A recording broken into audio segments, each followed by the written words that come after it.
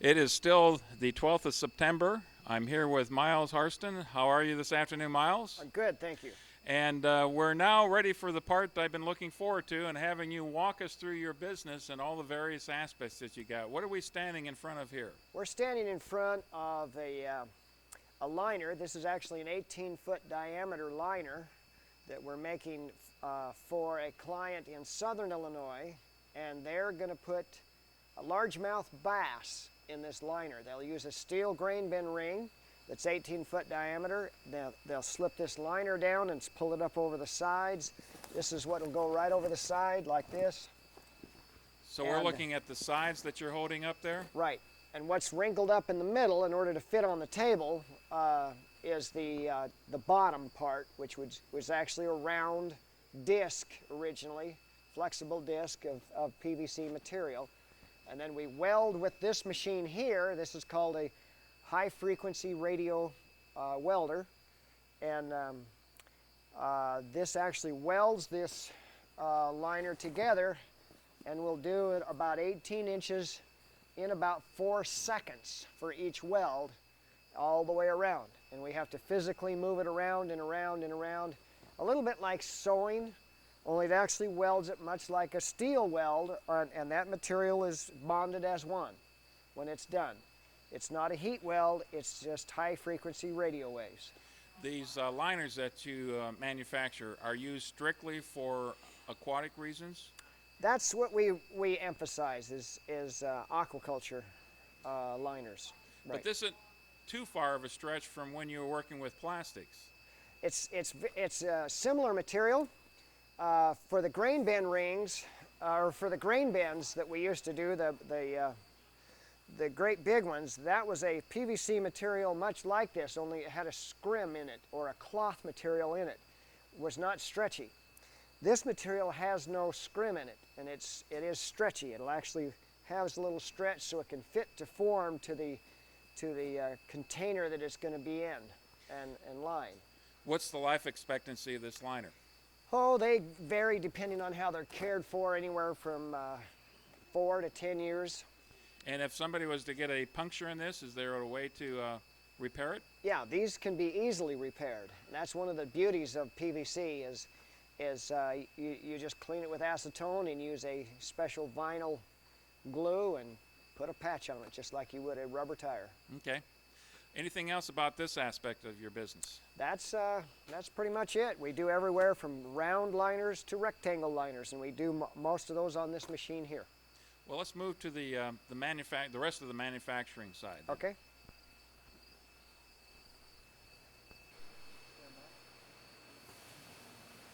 Myles, we moved just a few feet away from where we were before with the liners. Tell us what we've got here. What we have here is a rigid PVC clarifier that we developed here about 15 years ago. And we actually manufacture this. And we weld all these seams. We weld it with this little gun right here. This gun will actually weld at about 700 degrees right at that tip. And this is a PVC rod, and it welds very similar to steel. But it's a slightly different concept, but it is similar. But we developed this, in fact, when we first developed this, many of the people that we talked to, some of the universities, told us it was impossible, it would never work. And yet we could see that it was working. And we finally had somebody that came to the facility and looked at it and said that it shouldn't work, it can't work. But then he finally admitted that, but it obviously does, is what he said.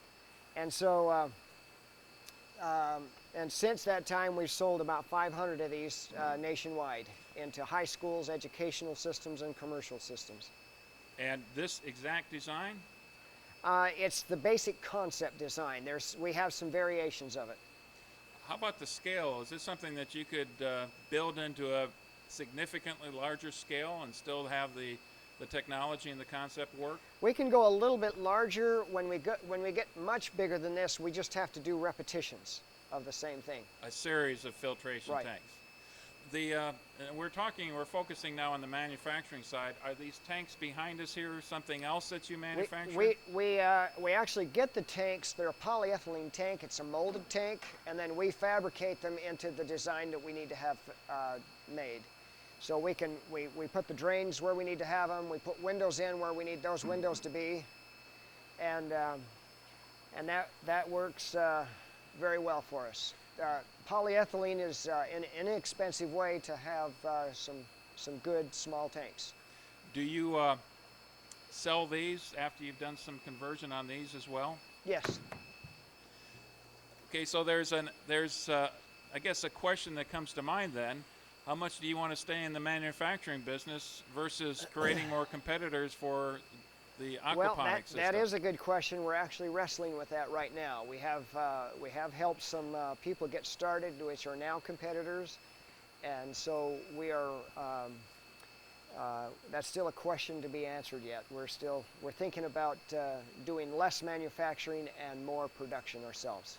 What I want you to do next, Myles, if you can, if you're willing to, is to talk through your filtration system in quite a bit of detail so we have a good understanding of how that works. Okay, and sure. We probably want to get the camera a little bit closer to be able to get a good shot inside of there, don't we? Sure. Okay.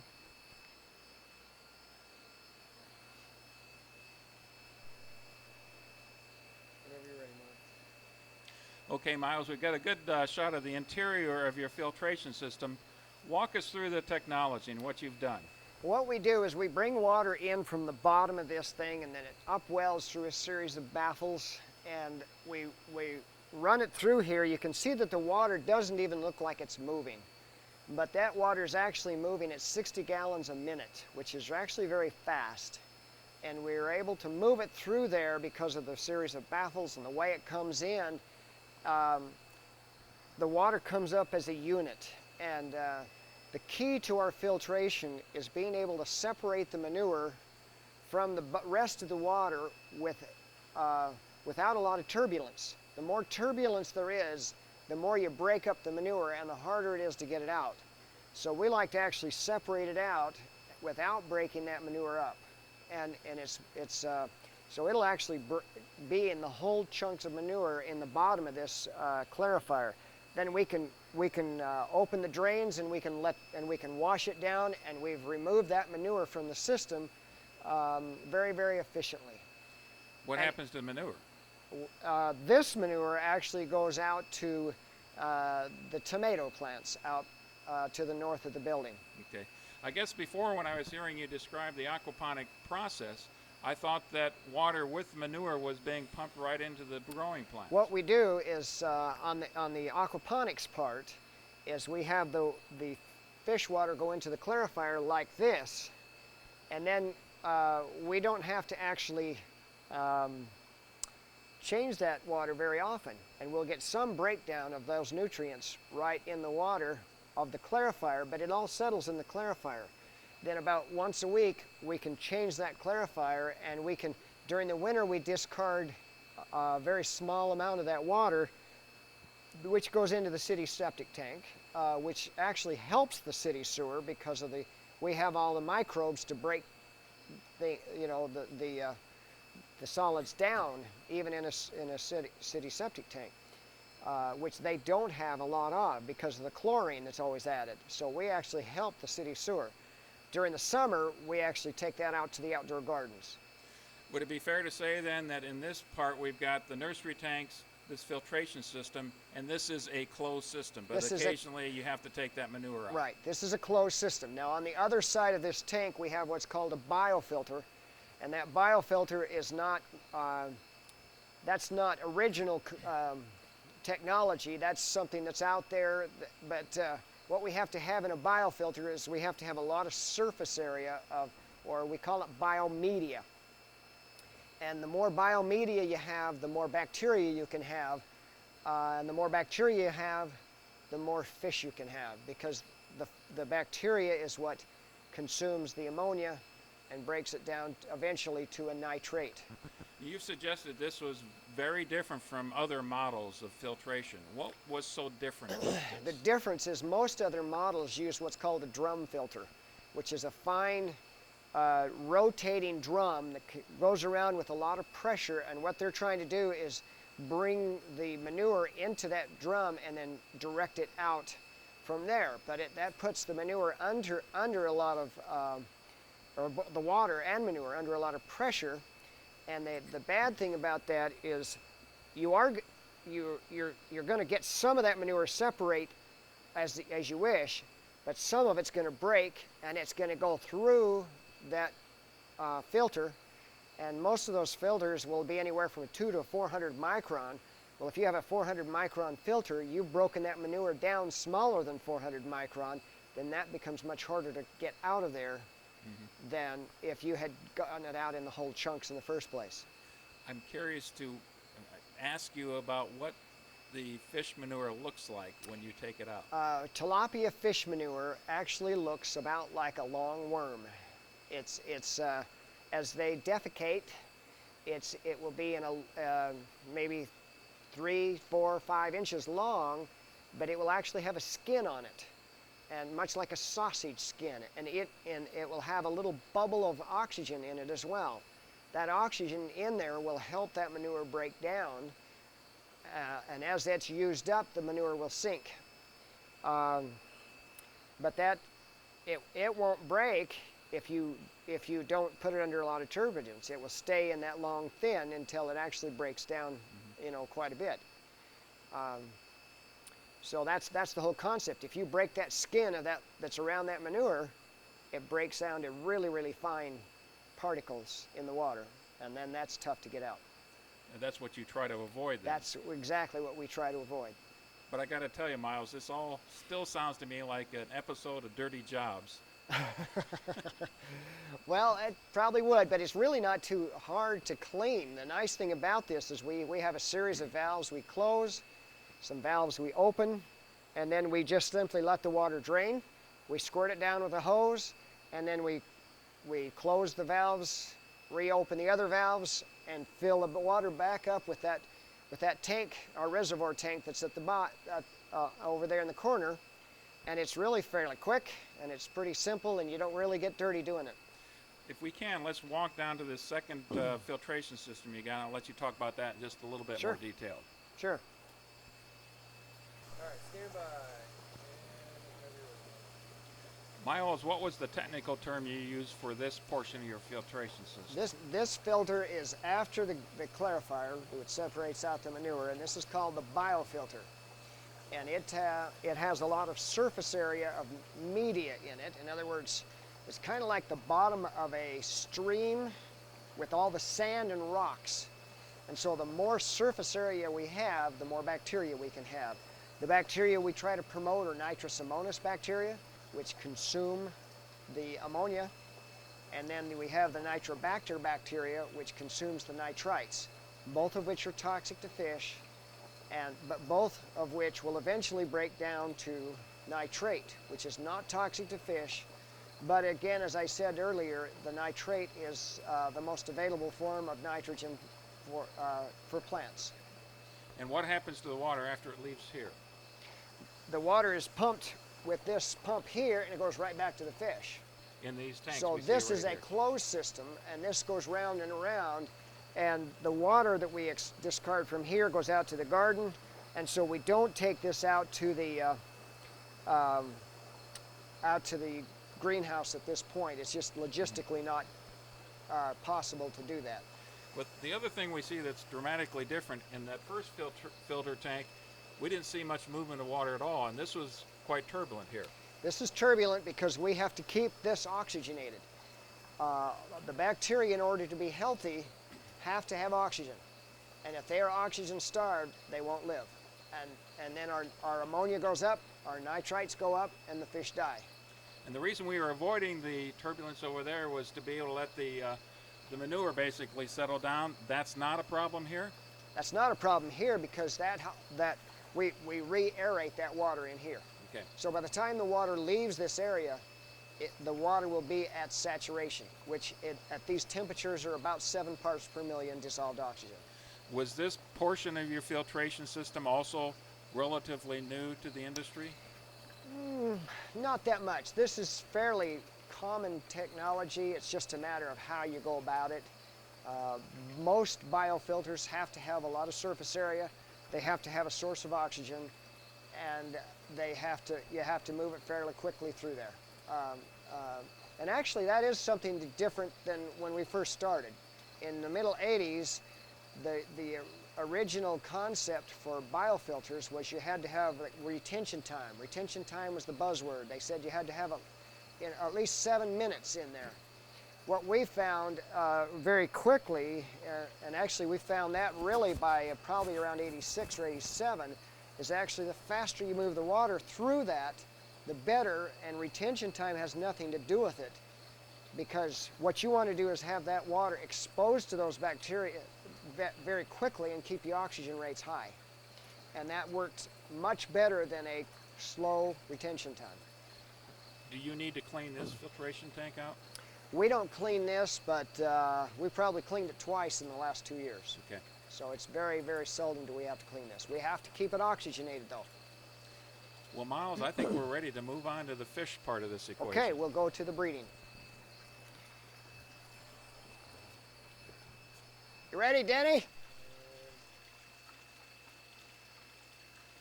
Myles, tell us a little bit about what we're beginning on the journey with care and maintenance of tilapia, if you will.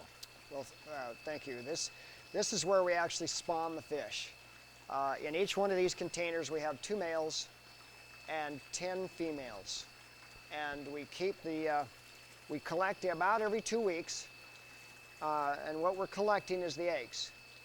Tilapia are mouth breeders, and as such, the female will lay the eggs, usually in a nest that we provide for them like this, in the bottom of the nest. Then the males will come along and fertilize those eggs, and then the females will pick them back up in her mouth and incubate them in her mouth until they're ready to hatch. She'll actually care for them, and even after they've hatched, while they're in an awkward swimming state. It's called the egg sac fry stage. And but what we do so that we can get a higher percentage of those babies is we go through and we collect the eggs from the female's mouth every 2 weeks, and then we put them into a hatching jar and we hatch them from there. What we're going to do over here is we'll start catching the fish and putting them into a bucket, and then we'll check each one of them to see where we're at. Okay. Why don't you introduce your assistant here before we get into it? I'm sorry. This is Denny Engel, and Denny Engel was formerly with the Illinois State Fisheries Program there, and we're glad to have him. And we also have Kathy Hamer, who's on the other side. She's the assistant, and she's our office manager, and even people in the office around here get wet. So here we go. We'll take a net and just confine the fish into the net, and then catch them and swap them into the tank.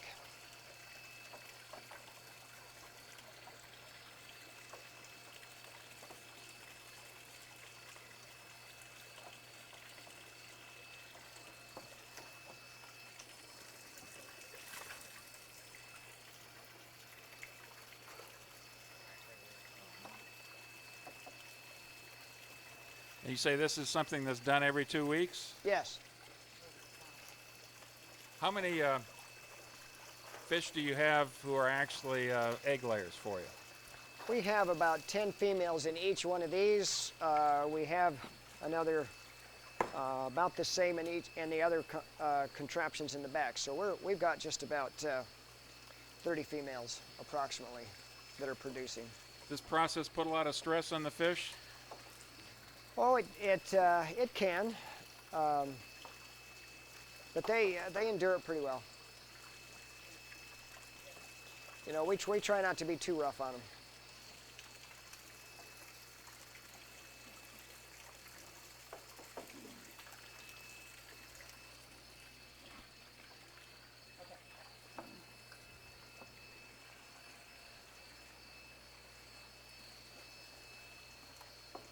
I noticed the water that they're in, it's quite murky.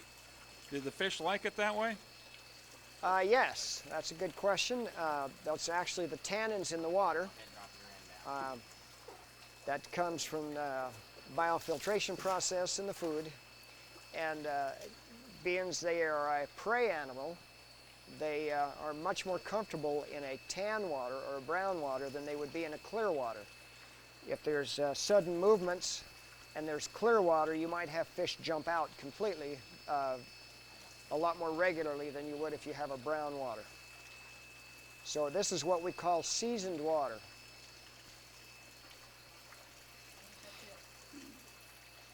Okay, looks like we're about Okay, ready now for we're the going to next focus step. here on the tank here, and We're going to check through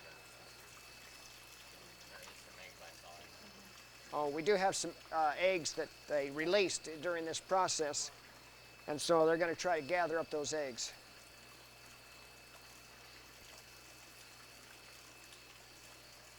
I would think that there's no way you're going to get 100%, but as many as you can. Right.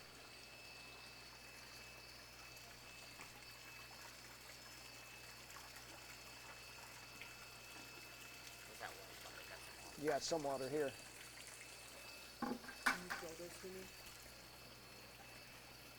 Yep, the little round things, these little round BB-like, those are eggs. But some of them are more translucent than others. Actually, these, I don't have a pen. Different stages of fertilization of the egg. Yeah, some of these may not be, some of these white ones may not be fertile too. The darker ones, those are fertile. Yeah, that's what I say, the white ones may not be fertile. Okay.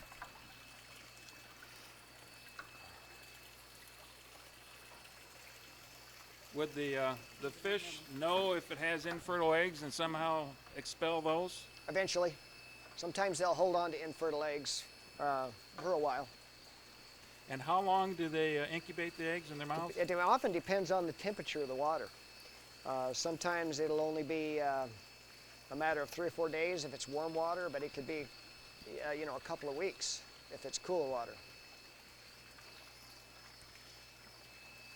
Are the males somewhat predatory about the hatchlings or the eggs? No, not too much. Fish that are this size usually don't eat the younger ones that much. It's very seldom. Fish that are, when the tilapia are usually under 2 inches, they will be a lot more predatory than a fish that's 4 or 5 or 6 inches. Okay.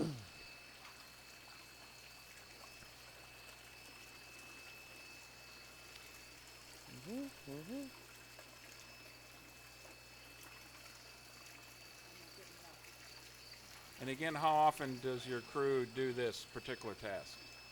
Every 2 weeks. We go through all the tanks every 2 weeks. And that's, these are just the eggs that were expelled in the process. We'll go through and show you the actually taking them from the females here in just a second.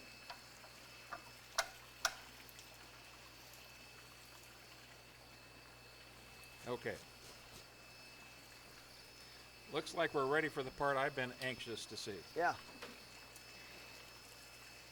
And we go through one by one. We just check each one. Some of them may not have eggs, and some of them will have eggs. And that's a nope.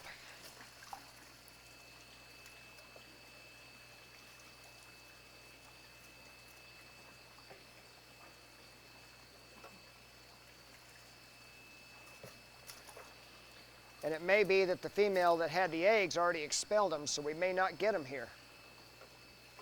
Okay.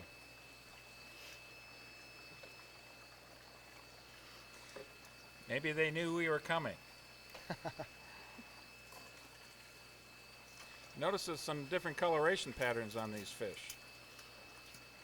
We try to actually do some of that just for the purpose of because of some ethnic groups like other colors. So we try to have some variety. We do have a Filipino group that comes over and buys live fish from us, directly from us. And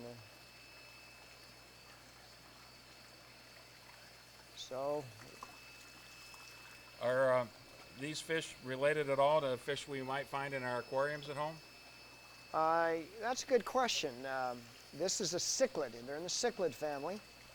And angelfish are an aquarium fish that are in the cichlid family. Then you have a number of different kinds of aquarium fish. There's your eggs right there. Okay. I was beginning to worry there. Yeah. And they can produce anywhere from 100 eggs to sometimes 400 or 500 eggs, and sometimes even more than that on the big females. So he'll put his thumb in the gill and open the mouth and then just bounce her in the water and go back and forth, and then she releases them right into the water. And then we'll take them out of there when we put them into the hatching jar. And now there's no eggs in there.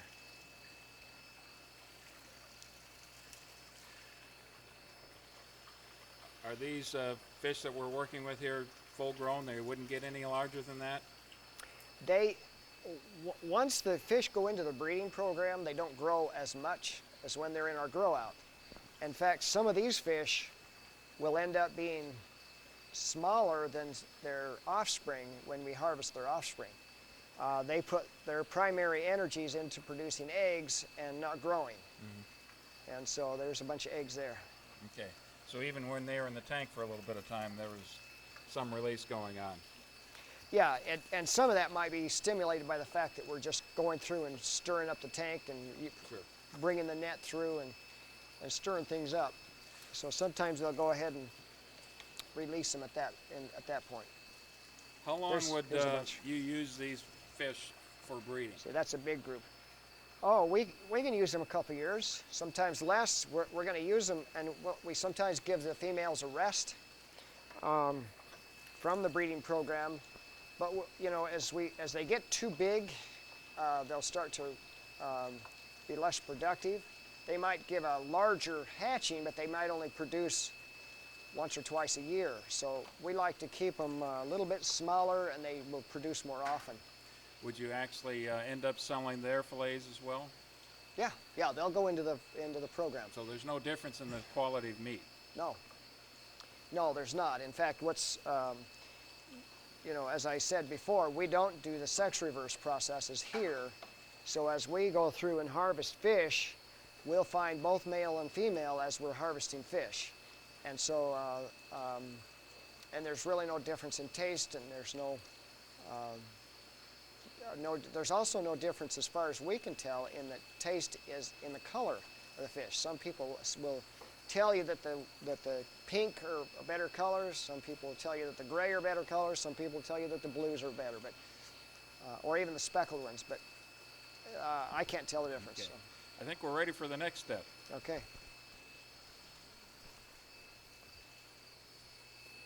And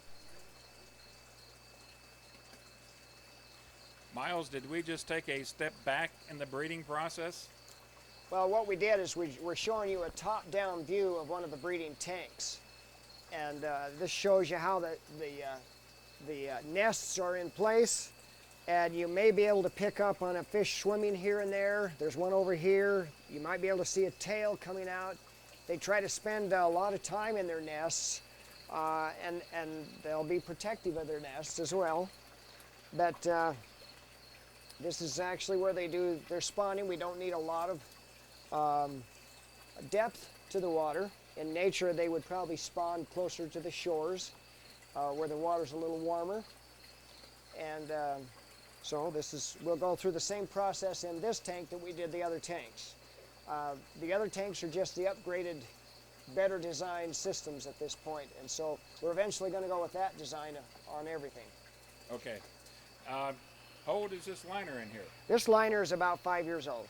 So, you know, it gives you an idea how long these liners can last. And this still actually feels like it's the new material. So what breaks it down faster is sunlight. Okay, let's move on to the hatching. If we turn around, we can show you the hatching jar.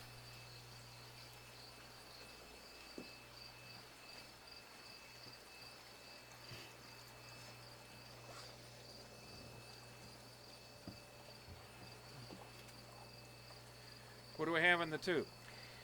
Okay, you ready? This is the hatching jar. What happens is this kind of mimics the motion of the mother's mouth, and it keeps those eggs spinning all the time.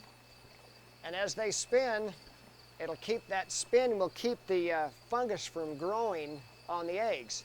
If the fungus grows on an egg, it'll kill the egg. And so we've got to keep those moving so that doesn't happen.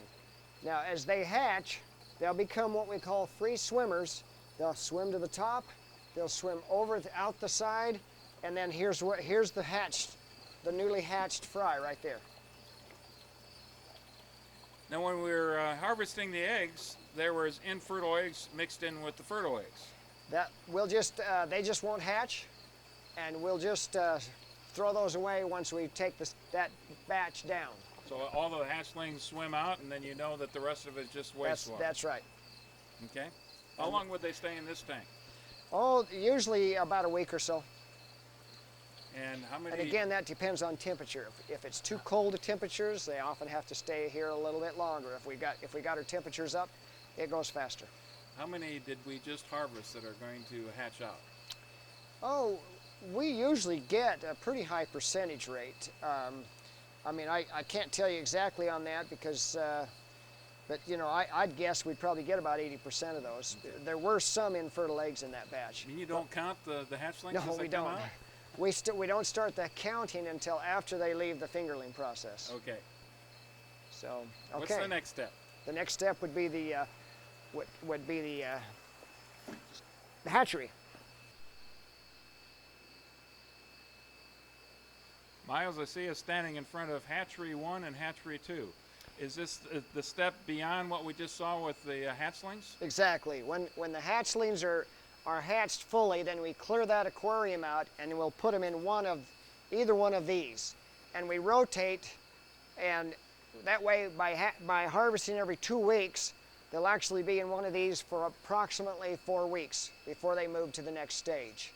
So the next stage is over here, and this is what we call the nursery stage, and this is where we grow. After 1 month old, they stay here. There's 6 tanks, and so they stay here approximately 12 weeks, and we don't transfer them from tank to tank unless they're not big enough. If they're not big enough, we go through a grading system, and the ones that are not big enough simply go back and they have a little longer to live.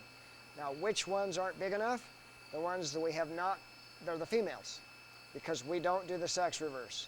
And that's important for the consumer to know that, because those that don't want their food products hormonally influenced will want to realize that this is where that all takes place in these early stages. But ideally, you start with an empty tank and put in a batch into a tank, and they stay there how long? They'll stay in these tanks just about 12 weeks. Okay. And you obviously don't want to move them any more than you have to from tank to tank. That's right. Okay. So we don't go from tank to tank unless they're not big enough. Now, it looks like we've got quite a bit of movement in this water. These aren't just static tanks here. Right. Here we have the water moving, turbulating quite fast as well. We do that for several reasons, but one of those reasons is for destratifying the water all the time so we don't get dead spots. It's also for to keep the fish so that they're constantly swimming, and we also do that in the grow out. The reason for that is because we'll get a better texture, and it's kind of like raising a cow in a stall and then eating it. You'll have a flabby flesh, or putting it on pasture. We actually keep it so it's moving upstream all the time. Some of these huge commercial farms, like they would have in Indonesia or China, I assume, aren't necessarily doing that. They're doing it in what's called in a stagnant pond. They might get a little bit of a rotation going in there, but nothing that even compares close to this at all. Now, our camera crew has been doing a little bit of experimenting as well, but I noticed, and they've got a light to shine in here to illuminate these guys better, but as soon as the light is imposed, the fish kind of take a dive to the south. They don't like that light, apparently. And that's because they're a prey animal, and that's also what it goes back to, the fact that prey animals are a lot more shy in clear water or in lots of light. So that's again why we like to have our water seasoned water or a tan water. Is it a pretty laborious process to separate them out, take the females out and move them to a different tank? Well, it does take some time and labor, but when we lower the water, it's a lot easier to catch them. So we don't have to be scurrying around the tank like you would in a home aquarium. It's just pretty simple to catch. We can catch 2,000 or 3,000 fish in a matter of 50 minutes. Are you catching them one at a time? Well, no, we'll catch them the whole net. We'll just scoop up a whole bunch of it at a time. And then if when we're counting to go out, we literally count each one of those, and then we weigh. We count and weigh so we know where we're at on the outdoor. So you have a batch of fish, and then you'll just grab the females and toss them back in again? We do it by size. Okay. We do this part by size. So you grab the small ones and throw them back in. The small ones get longer to live, Okay. right. We actually have a grater, and the ones that fall through the grater are not big enough. Ah, okay. So, and that's Efficiency. How it works. Efficiency, yeah. Right. Anything else we need to learn here? I think that's got it. I think we can move to the grow out. One other quick question. You got the filtration system behind you. How much water is moving through there? We move the water here in this system at 60 gallons a minute. So it's moving actually very quickly. And how long then would it take for all of the water to cycle through one time? Well, we have, less than an hour. Yeah, less than an hour. And one other question. These are large tanks, but again, if you're thinking about doing this on a commercial basis and the mammoth size of the potential market, could you dramatically increase the size of these tanks? We can either increase the size, although it's probably easier to just put more of this size in, so we can have more control over the fish. And that's when we do our increasing, we're going to increase and have more 500-gallon tanks. Okay. So, Thank you very much, Myles. Let's move Okay. on to the next step. okay. All right, Mark. Myles, tell us what we're looking at in this bucket. Okay, Denny went ahead and harvested a few more females while we were looking at the other stuff, and what you'll find here is some eggs. You'll also find some egg sac fry, and the egg sac fry, you'll see a little bit of movement. And in an egg sac fry, it's not like a chicken egg where they have a thick shell and they break the shell. The egg actually develops itself right into the fish. And so what first happens is a tail will begin to emerge, a head will begin to emerge, and they're about the same time, and the egg part will eventually dissolve and get smaller and smaller. Now, if you can focus in on that, the darker ones are actually the ones that are the egg sac fry. And occasionally you see a little bit of movement in there, and that's the egg sac fry. They don't have a lot of coordination yet, and but that's again why we still need to continue to keep them rotated, because they're still susceptible to fungus even at this stage. And this is still a stage where the mothers will protect them and make sure that they're safe. You still may see some of that movement in there. All right. Even something like this seems to be something of a miracle, doesn't it? Absolutely. It sure is. Okay, I think we're about ready to move on across the way and take a look at some of the fish in a larger stage. Yep. Myles, we've obviously moved to larger tanks and larger fish. Right, this is the grout, and what we do here is we try to run a 24-week cycle here. We have 12 tanks that are 1,200 gallons each, and so the 24-week cycle, that's how we keep everything rotating here. And now this is a tank that's, these fish are coming near the end of their cycle. And well, I'll go ahead and feed these guys. We'll see how we do here. This is a floating fish food, and we're actually working on an organic recipe, which we've got most of that recipe down now, but we just have to get it so it floats.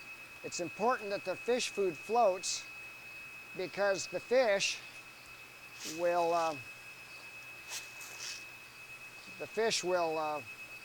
can get it at the top. If it sinks to the bottom, they miss some and it'll clog our filtration. So that's one of the obstacles we have in producing an organic fish food at this point is we haven't found an organic producer of foods that can do the floating.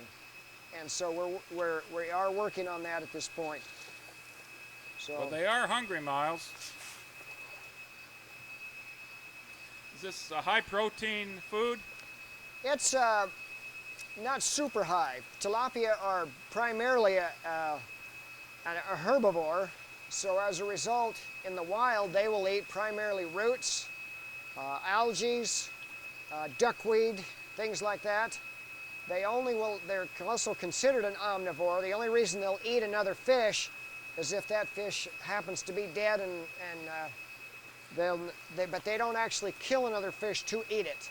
They'll kill another fish for territory, but not for eating. Okay, they slackened off here a little bit on us. I do see a variety of different color patterns in these fish. Again, just for the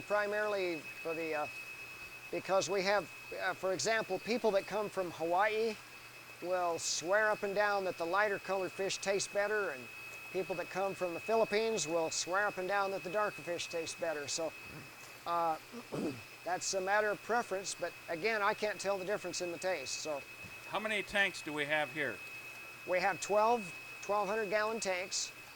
We try to stock each tank with about 800 fish. So when we are close to harvest, we have a population in poundage, a population of close to 3/4 of a pound to a pound per gallon of water, which is a heavy population. And some people say, oh, that's too heavy. But realize that a prey animal feels a lot more secure if they're in a school. So that's another reason we keep the water circulating all the time in here. You can see how the water's moving. They're swimming upstream all the time. And so that helps them to feel secure in a school, and it also helps them to keep a good body tone. And you harvest a tank all at the same time. We will go through a tank, excuse me, we will go through a tank and harvest that tank. We may only harvest a third of that tank in a week. Fish that are too small will go to another tank, and then they get more time to grow. Then when they're ready to be harvested, they go to that shallow tank at the back of the room, and so it is easy to get them out of there. And we'll put anywhere from 100 to 200 fish in that tank, and that's what we call the purging tank. Okay, let's, before we get to the purging tank, and we want to talk about that in more detail, talk about the rotation system you have here with the water. We keep the water rotating. As we aerate, we have these deflectors that actually have the air stones right on them. And that deflector is what helps us keep the water rotating. And then as the water's returned from the pumps, it returns and also keeps the water circulating. So the water circulates all the time, 24/7. But the water is pumped from here to the grow beds? The water is pumped from here to the filtration system at the end. You can see the gray clarifier that we developed. That's on the end. And then we go through what we call a degassing tank, and it goes from there to the crops, the plants, and then it goes all the way through there, and then it comes back. The water spends about 1 hour here in each tank. It spends about 2 hours in the plants, with the plants. So there's actually more time for that water in the plants than there is with the fish. Okay, So- but the water even in the plant beds is constantly in movement then? It's constantly in movement, and it's constantly being aerated. And that's what keeps it from going anaerobic. It's what keeps it from going stinky. It doesn't smell like a hog pen in here, does it? Don't smell any aroma at all, except when I walked in the other area, there was a distinct aroma of basil and mint. There you go. Those are the smells we like. You said the degasser. Explain that in a little bit more detail. Okay? Fish fish will utilize oxygen just like we do. They also expel CO2 just like we do. So after it goes through the clarifier, then we will put it through the degasser, and we turbulate it very hard, and that's what strips off the excess CO2 and makes it so what we're sending out to the plants again is a oxygenated water that won't go foul. What happens to the CO2? Is this released to the air? It's just released in the air here, and obviously the plants have the ability to use that. Okay. Anything else we should know about while we're here before we go to that purging tank? Well, you can see how the water goes through the clarifier here. Again, there's no turbulence. We do have some uneaten food in here. We'll have some manure in here, and then that will be cleaned periodically. And then you can see the high turbulence of the degasser if you want to focus down in here.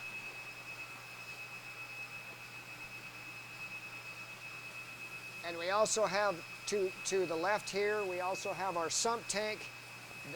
We pump in one location. We also heat there, and that's where all of the water is pumped back to the tanks, going back to the aquaculture. Well, there's one thing that becomes obvious to me looking at these tanks and listening to the hum behind us. It takes a lot of electricity to keep this going. It does. That's one of our nemesis. Had any problems with that? Well, we have had problems from time to time. We do have a backup generator, and even backup generators aren't completely flawless. So we are subject to, that's one of the hazards of the business. What happens if you do lose electricity for a while? When we're completely loaded, if we lose power for as much as a half an hour, we'll start losing fish. And how long would it take to lose everything? An hour, probably. All factored into your insurance, I'm sure. Well, we always try to do that, yeah. Okay, they always try to squirm out of it too, so. Let's check out the purging tank. Okay. This is what you call the purging tank? Right, this is what we call the purging tank, and what we do here is we don't feed them, and we highly oxygenate the water for about 3 or 4 days before we harvest. That empties out their gut. Fish can go a very long time without eating, so it's not cruel to them at all. They just simply slow their metabolism down and wait for another meal. In this case, that next meal isn't going to come, but because we go from here to an ice water tank when we're ready to harvest. But let's go ahead and catch some so you get a chance to see some. That's a beautiful fish. And obviously healthy. How many pounds there? This is probably about 1.75 pounds. And once you fillet him out, how much meat do you have? We'll get approximately 30%. What happens to the rest of him then? Wow. Well, one of those is probably about 2 pounds, and the other is probably about 1.5 pounds. They're not very happy right now. What happens to the guts and the innards and everything else? We actually, at this point, we compost that. Now, eventually, we're going to make a fish emulsion with that, and that's just one of those things that's just going to take a little time to get finalized. But we're working on that. So your business, this process is still very much evolving. It's evolving. Oh yes, very much. Yeah, we're trying to always refine. We're trying to reduce power consumption. We're trying to up our productivity. We're trying to be able to use everything but the fins on the fish. Do you have a lot of communication or interaction with other aquaponic operations? We do have some good communication with the University of Virgin Islands.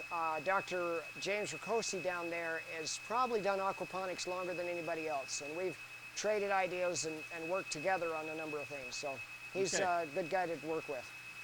Can you talk us, I know you're not doing any filleting today, but I sure would like to have us talk us through what happens from the purging tank. I'd be glad to. What we do is we catch the fish just like I caught some, and we'll put it in this tank here that's full of ice water. When we put it in ice water, that just basically puts the fish to sleep very quickly. It's not a painful, violent process at all. they'll sit in the ice water for about 10 minutes, and then we walk over here to the fillet room.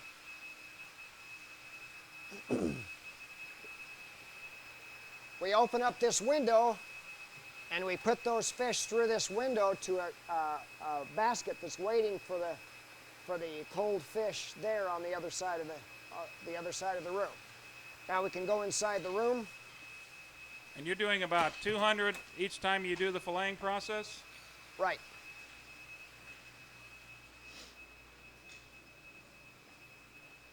And what we'll do is we'll bring a fish. The cold fish are in here, and we'll bring them up from here, and we use a hand fillet knife. We use a mitt that keeps you from getting cut. And we fillet the fish here. We take the fillets and put them in an ice water bucket. And then the offal goes into another bucket here. And then we'll take the fillets out of here, and we'll take another cutting board, and we'll put it here. And the tilapia fillets have a small row of about an inch of what's called pin bones. And so here's where we'll take the pin bones out. And then from here we put them back into ice. And then we'll take them and put them in baskets and let them drain for just a minute. Then we bring them over to this table. And this is a vacuum packer. So we take them still cold. We go through the vacuum packer. We'll put the fillets in here. And this is what it will look like. We'll actually vacuum pack them here. It will seal them. Takes all the air out. And how much weight is that? This is 0.67. So 2/3 of a pound. Yep. And that's the standard that you're looking for? Somewhere in that region. Every one is going to be slightly different. There's 3 fillets in this one. We have some of them that'll be closer to half a pound. It depends on, some customers want the smaller packets, but some want the larger packets. It depends on the size of family. Sure. This will feed about a family of 3. It doesn't look like there's that many people involved in this part of the process when it occurs. Right. There's usually the fillayer, the pin boner, and the So 3 people. So 3 people will do that. And now, then there's somebody outside who's getting the fish here in the first place, I would well, guess. right. Let me show you the difference here, if I may. Here's the ultimate measure of proof you're going to show us, right? Yes.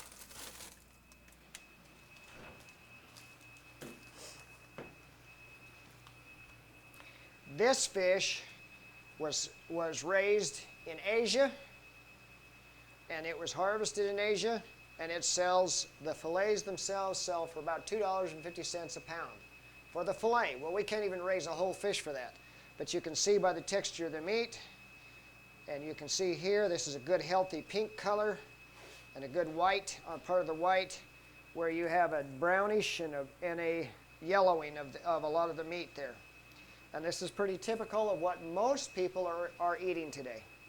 Can I ask how much a pound of your fillet would go wholesale? Our wholesale is about $10 a pound. Our retail is about $14 a pound. Okay. So there is a big difference there. There's a big difference in price, but what I say is if you want the hormones and you want the antibiotics in the food and you want the heavy metals and the environmental pollutants, then buy the cheap stuff. How much of your product ends up in restaurants? We have a couple of restaurants in Chicago that are now handling it. We have Medici's in Normal that's now handling it. Most of it, the private consumers are buying. But I would think the upscale restaurants would love to get this kind of a product. Well, we actually have several that have expressed an interest, and we haven't been able to quite produce enough to meet the demand for what we're doing, so we're not ready to expand to those yet. But we have had several that have expressed an interest. And you'll get there, right? Yes, we're working on that. Absolutely. Okay, excellent. Anything else we need to know about the filleting process? Well, nothing really. We do keep it cool in here all the time. And we keep everything frozen until, and actually when we go to the farmer's market, we actually sell our fillets out of a small freezer that's plugged in right at the farmer's market. Do you have people who come here from the local community and purchase Yes, direct they do. from you? Yes, and they are welcome to do that as well. They just have to let us know, make sure we have them in stock. Okay, we've covered from beginning to end with the fish. What Now we else do can need go talk? to the plants. Okay, let's do that. Do you want to talk about that? Yeah, let's start off with that. One more question about the fish, even though we're standing in front of your grow beds here, Myles. Why tilapia instead of other breeds? That's a good question. Most of the other fish that have potential in aquaculture are seasonal in their spawning. Hybrid striped bass, largemouth bass, yellow perch, they're all seasonal in their spawning. They can be spawned throughout the year, but it's very difficult. Tilapia are relatively simple to spawn all year long.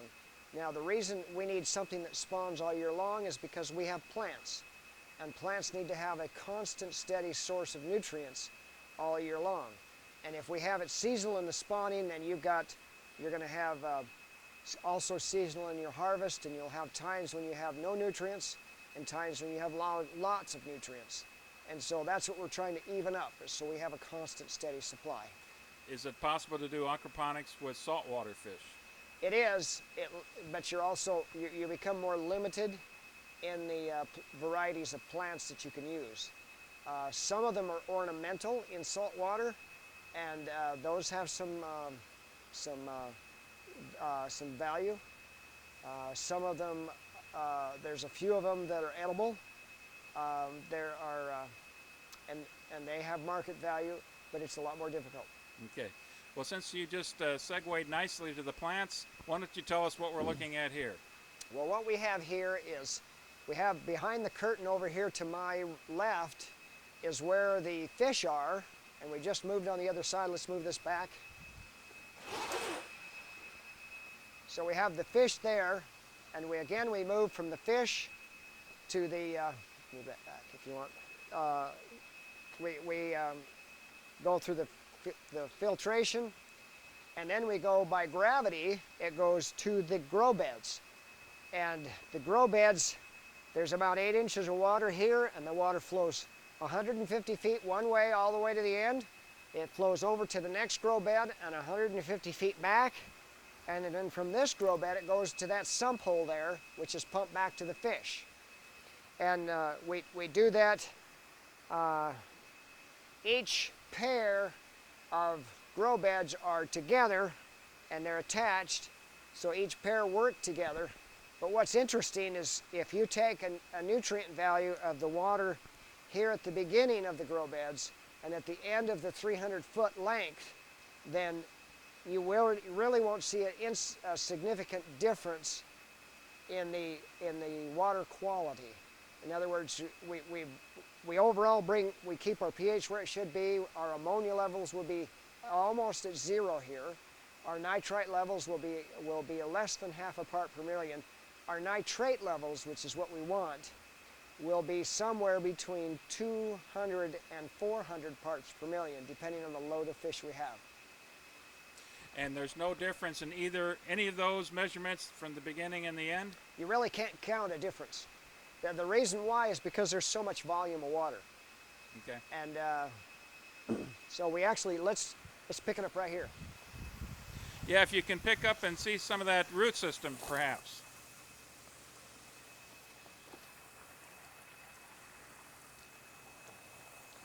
And what you're picking up right now is lettuce? This is lettuce. The roots aren't quite as pronounced in lettuce. Let me pick up this one. And we got basil there. And this is basil. And the roots are very pronounced here. Are there some plants that grow in this better than others? Usually the leafy plants will almost always do well, but we've made a few changes and we're now successful in doing some of the fruiting plants like tomatoes and peppers. So we just have had to make a few minor alterations and it's working very well now. Does that mean you have to add some fertilizers of different sorts? No, it's actually a difference in management. It's just a difference in how we manage the filtration. Well, can you talk about that in any detail? That we just discovered that. We're still working. Okay. There's, I notice you really specialize in basil, though. Is that something that really thrives in the water? it thrives very much in the water. And one nice thing about basil is it sells by the ounce. It doesn't sell by the pound. And that's one of the reasons I like basil. The problem with basil is there's only so much you can sell. So we are doing something that's innovative, we think, is we've started manufacturing or actually putting together a recipe for our basil vinaigrette that my wife made. And it's become one of our hottest sellers at the farmers markets. In a farmer's market, we might sell anywhere from 6 to 7 cases of our basil vinaigrette. Almost 8 out of 10 people that taste it will buy it. And it's pretty neat because that's the basil that we grow here. And part of the flavor for that basil, and people have tried to mimic it, is the fact that we get a superior basil here with a superior flavor. Well, I can tell you that basil vinaigrette didn't last very long in my household. Yeah, there you go. I see several different varieties of basil as well. Yeah, we grow 4 different kinds here. We're going to work with some others as well. What we grow is the sweet basil, or it's also called Genovese. Is that what we see up front? And that's what you see up front here. And this basil is the next stage for this basil here. It looks a little downtrodden. The next stage for that is the vinaigrette. So that will all come out. We'll pick the leaves, and that will be reseeded to the newer stuff in the back. Okay. So when it's younger, we pick it, and we'll pick it sometimes for as much as 3 months. And then toward the end of its life, we go ahead and pick the good stuff off. Those leaves then go to the vinaigrette. While we're still at this location, we can see in the background we've got, looks like different varieties of lettuce as well, and maybe some spinach even. Well, we're not growing spinach, but what you see that looks like spinach is actually called deer tongue lettuce. And what we sell to the restaurants and in the farmers markets is we call it a gourmet mix. And we mix romaine, red romaine, deer tongue, a red deer tongue, and oak leaf, and some other odd, depending on the time of year. There are some lettuces that do well in the warmer weather, so we'll do those in July and August and September, and there's some that do better in the cooler weather. And so that we can keep, actually, because of the steady temperatures of the water, we can keep lettuce going all year long. What's the temperature of the water? We keep the temperature in the upper 70s, lower 80s. Okay. Why not spinach? We haven't had any luck with it. We just have not been able to do spinach. It's just one of those odd crops that we're struggling with. We haven't given up. We've done things like fennel, which grows very well in the wintertime. Cilantro grows very well in the wintertime, but when it gets a little bit too hot for it, they don't do as well. And I notice you have a little bit of mint. Mint does very well almost all the time, and it's very aromatic. It doesn't have a huge demand, so we don't want to get too much on the mint, but it's a beautiful smelling and beautiful tasting mint. Okay, I want to relocate here so we can get a better shot of some of these other varieties of basil. Right, and we can also do the propagation tables. Okay. Count me down. Myles, what are we looking at here? It looks like mint to me. This is mint, and it's got a beautiful smell, very aromatic. It grows like crazy in the water. We actually have sold this to several of the restaurants, and they make a mint tea out of it, and it's very delicious. It's also done with some alcoholic drinks. Back here we also have some tomatoes going, and again, the tomatoes grown in this fashion will have a garden type taste rather than a hydroponic taste. Much sweeter taste. It'll taste like a regular garden vine ripened tomato. Are you able to get the kind of perfect looking tomatoes like the consumer likes? We're still working on that, and we're working on some of the methods for tomato growth. We don't have that completely perfected yet. So it's going to take a while to educate the consumer to say, okay, it might look pretty, but it doesn't taste anywhere near as good as That's this right. other one. That's right. And we have done that actually at some of the farmers markets where there's hydroponic tomatoes.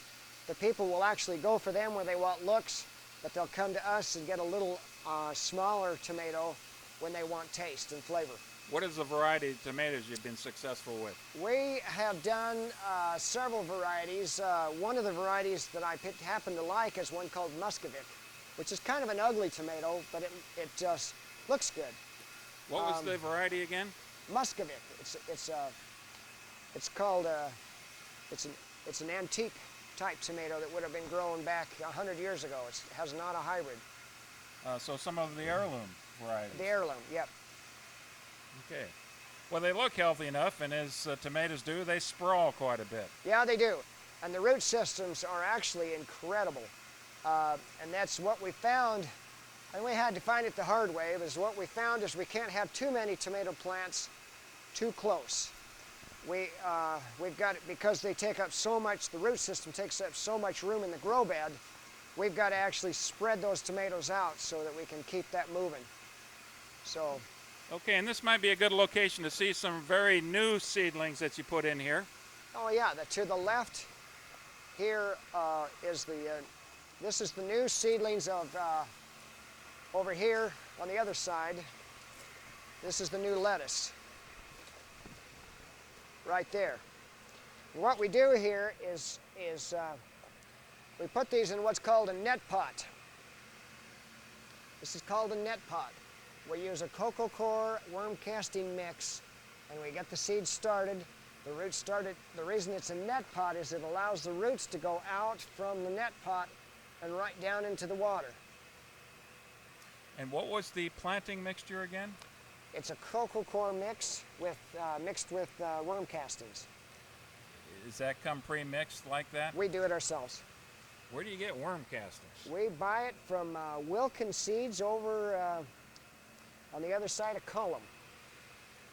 So even that has a very high nutrient value. It's not particularly high, it's just available. That's what we like about it. Okay.